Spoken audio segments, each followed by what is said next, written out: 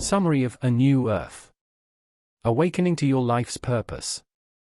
By Eckhart Tolle. A New Earth. All things in the universe are connected.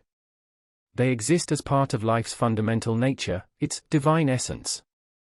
Beyond the physical form lies a common formlessness that all things share. If you undergo the spiritual awakening that is your purpose in life, you will be able to sense what exists beyond any life form's physical manifestation. This book is a vehicle to help you reach a shift in consciousness, so that you experience such an awakening. The first step is to recognize and identify the product of your ego and the collective ego.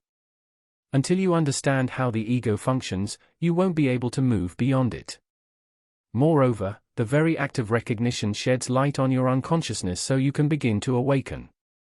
Most religions recognize that every human possesses the capability to act destructively. Hindus call this Maya, Buddhists call it dukkha, while Christian teachings include it in the concept of original sin.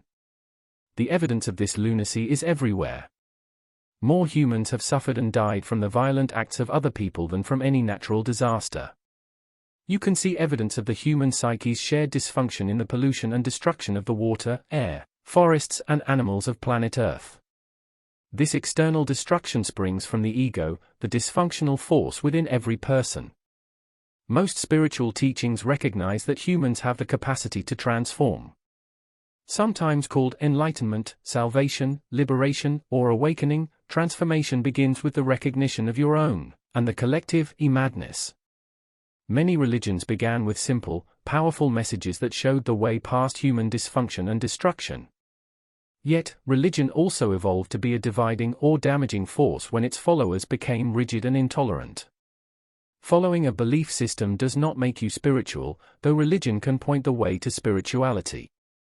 Spirituality is about your state of consciousness and how you interact with the world.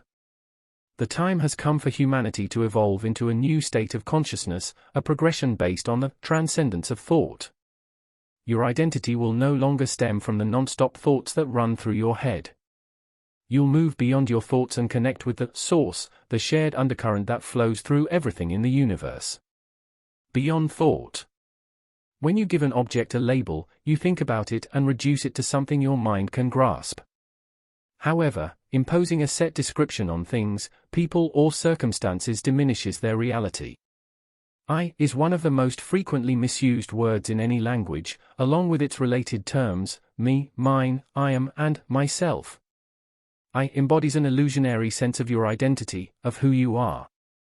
As you grew up, you learned to use it to refer to all kinds of things, my toy, my body, my religion. You also use I to identify your gender role, nationality, race, and so forth. You think I is all you are, so you cling to your personal thoughts, feelings, and memories. This identification is spiritually unconscious, because thinking is only a small part of your full consciousness. A continuous voice in your head provides a constant flow of ceaseless, uncontrollable thinking. When this voice rules your every thought and emotion, you completely identify with external form and are enthralled to your ego, a conglomeration of recurring thought and conditioned mental emotional patterns, invested with a sense of I. The shape and substance of ego takes control when you confuse your awareness of beingness, or formless consciousness, with the physical forms you can perceive. You learned at an early age to identify with objects. The purveyors of advertising know that people wish to enhance their identities through the objects they own, from cars to shoes. Although the items you identify with are subject to your environment, upbringing, age, income, culture, and the like, this identity links to your unconscious intent. Plus, because satisfaction from objects is fleeting, you are left wanting and striving for more. Beyond ego.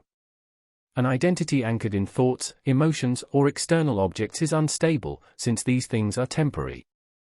This weakened ego must keep renewing and strengthening itself several ways.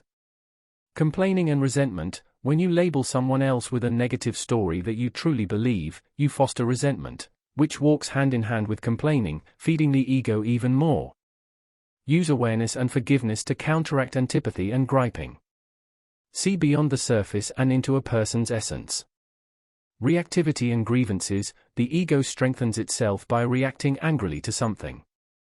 People nurture complaints by retelling stories of bad things. Give up grudges by being aware and living in the present. Truth and being right, the ego likes to believe that it is right and, so, everyone else is wrong. Nations and religions have fought wars over who is right. The ego can magnify this separateness so deeply that you no longer feel your common humanity with others. Fight back. Let compassion arise from your realization that all suffering comes from the same place, the collective dysfunction of the ego. You can release yourself from your ego's grip by being aware of it. Ego and awareness can't coexist. Witness your ego's actions in the here and now.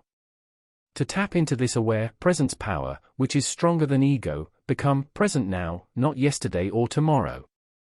With spiritual actualization, you will understand that your thoughts, feelings, and emotions do not define who you are. Rather, your authentic self lies in your conscious knowledge or beingness. The role of the ego. Your ego craves power, attention, pleasure, or material gain, and gets it by assuming various roles. You develop some roles during childhood, as a result of your environment and upbringing.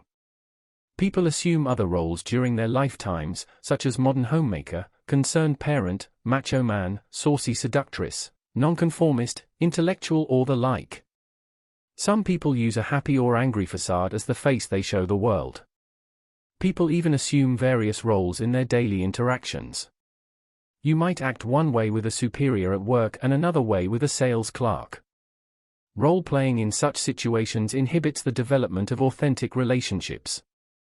Instead, your assumed role interacts with the other person's assumed role.